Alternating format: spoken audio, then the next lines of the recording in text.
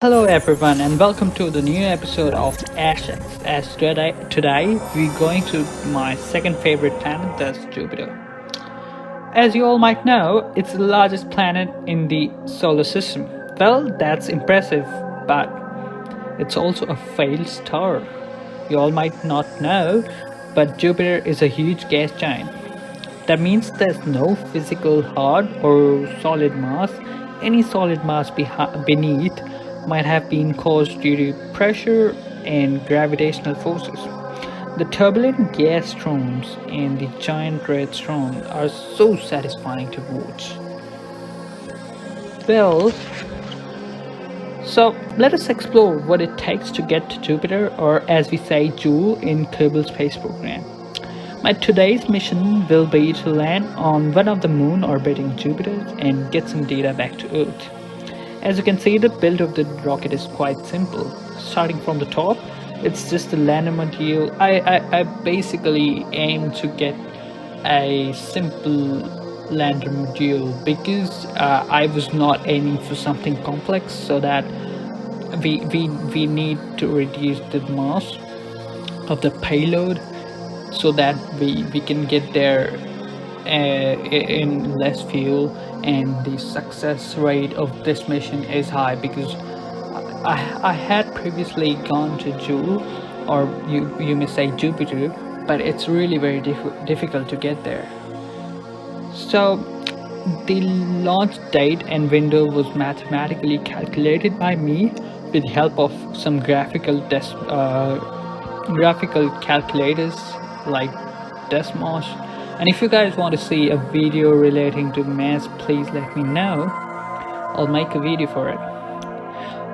Initially, I projected that I'll need 5,000 meters per second of delta V, but I went with 7,000 meters per second to play around, and the launch was nominal. Where we had max Q, that's maximum aerodynamic pressure, booster separation, primary engine cutoff, secondary engine like we had secondary engine burn, and then orbit insertion. The orbit insertion stage was pre-planned to be 100,000 kilometers, but because I feel that's the most efficient orbital height, because with that orbital height we can get to wherever we want, and that's the low Earth orbit for the International Space Station and many other things.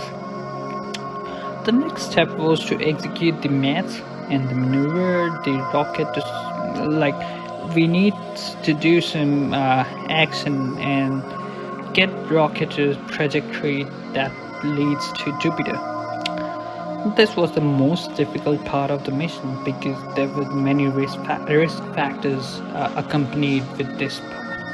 Because a proper maneuver will save you fuel and time, but this stage is so crucial that it decides the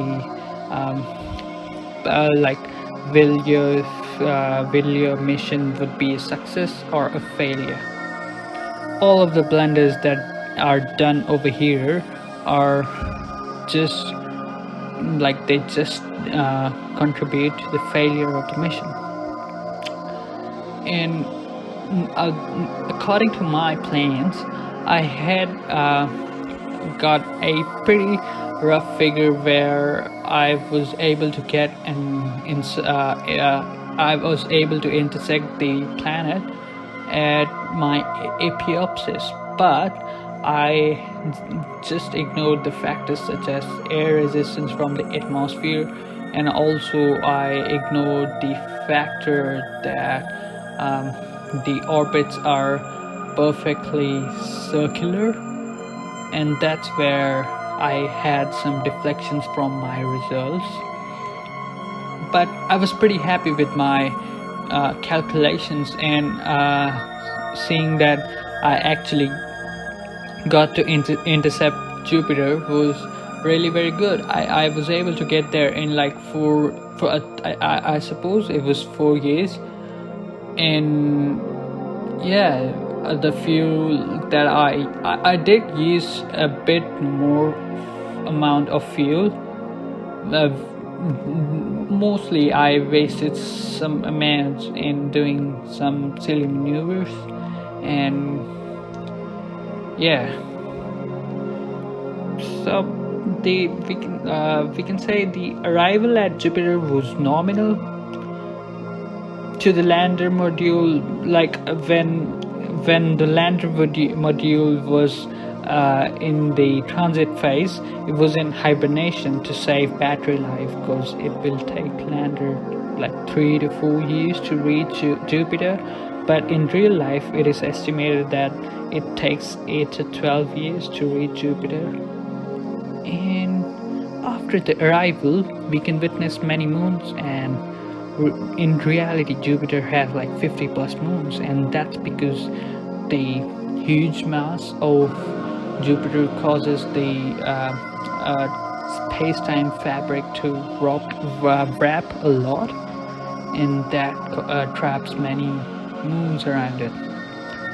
We also notice that we are low on fuel, and that's a critical thing, because that will eventually cause a failure to reach our projected Earth-like moon.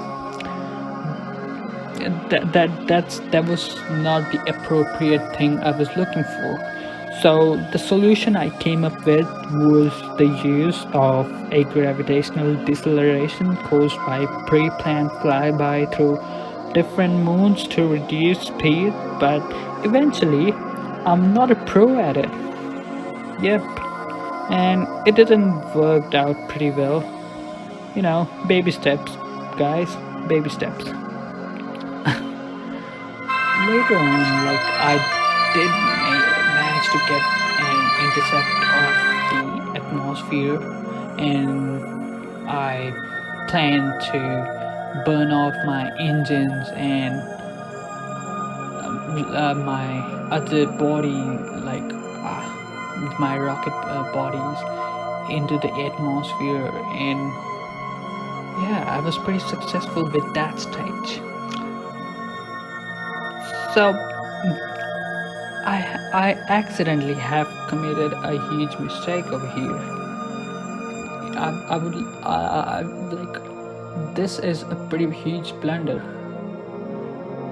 I accidentally added nuclear power cells to charge my batteries, and that's a huge blunder, because the radioactive waves coming out of these bad boys might destroy the prevailing life, or alter if there's any living cells, like if there's any life on the moon. And in reality, the Juno mission to Jupiter saw Enceladus